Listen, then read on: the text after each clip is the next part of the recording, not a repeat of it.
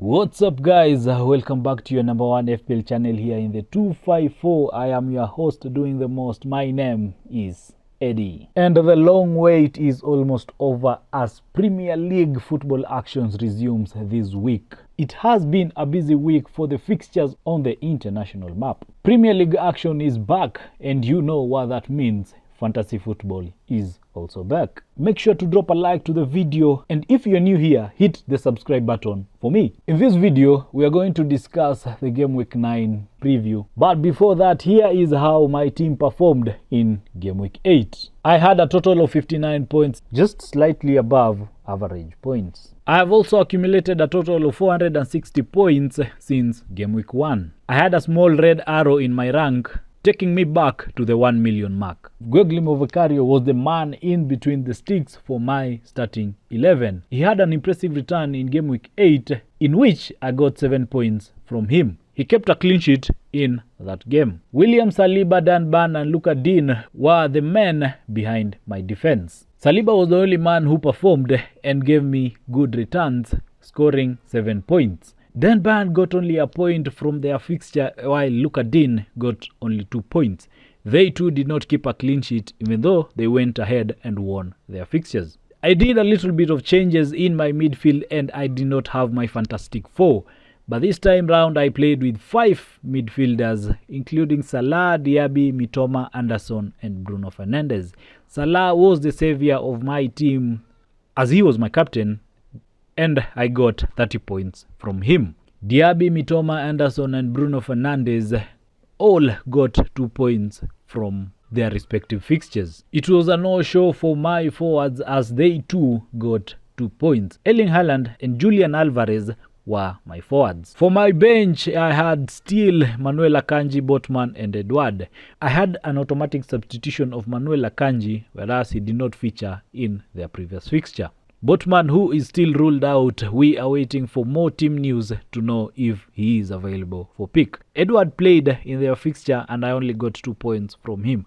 I left him on the bench because he still had yellow question mark on his head before Game Week 8. With all said and done, let's dive into our Game Week 9 team review. I have 1 transfer and 1.4 mil in my bank. I'm still contemplating on whether to use that transfer or roll it over to the next game week. But in goal for me, I will go with Gameweek, who is hosting Fulham in the Tottenham Hotspur Stadium. On paper, it is an easy fixture for Tottenham Hotspurs. I expect them to keep a clean sheet out of that game. Manuel Akanji, William Saliba and Luka Dean also will be in my starting 11 for the defense in Game Week 9.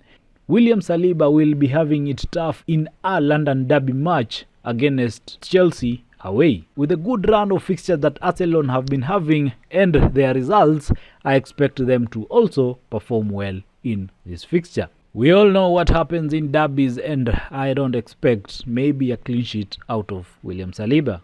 Luka Dean is another asset in my team. They will be hosting the Hammers in Game Week 9. This is also another tough fixture this weekend. On to my midfield, and Salah, Diaby, Anderson, Mitoma and Bruno Fernandes will complete that. Salah, who is hosting Everton at the Anfield Stadium, I expect him to produce good results. Anderson, who has been getting minutes this season, has been under the radar for more FPL managers. That tells you more about his price. Karu Mitoma will be having a tough fixture as they are traveling to the Etihad Stadium to play against Manchester City. Also, the Manchester United captain will be in charge traveling to the Sheffield United side. On paper, it is not a bad fixture for them, as I expect Manchester United to come out with a better result from Sheffield United. On to my forward and nothing much as Erling Haaland and Julian Alvarez complete my forwards. I will be waiting for the final team news ahead of Game Week 9, whether to know if Julian Alvarez is fit to play in that game. But for my bench, it isn't that different as still Botman, Burn and Edward will complete the bench. Next is my transfer thoughts. With the way Brighton have been playing this season, it is not that favorable compared to what we saw last season. I've still not yet hit that transfer button for my team, as I was thinking to get Kat Mitoma out and bring in Jarrell Bowen. But if the Premier League game week 9 is supposed to kick off tonight with the deadline in the next few minutes, then this is the team that I will go with. I will put Kat Mitoma into my bench as they are having a tough fixture on paper. Guillermo Vicario will be my man in between the sticks, while my defense will consist of Manuel Akanji, William Saliba, Dan Ban and Luka Dean. Will be back and be playing in the old formation of 4-4-2, whereas Salah, Diaby, Anderson and Bruno Fernandes to complete my midfield. Haaland and Julian Alvarez will be standing up front. But for now, it is nice to be back and be producing FPL content here in the 254. Just leave a like under the video, and for the new guys here, just make sure to subscribe to this channel. Largest percentage of you viewers are not yet subscribed.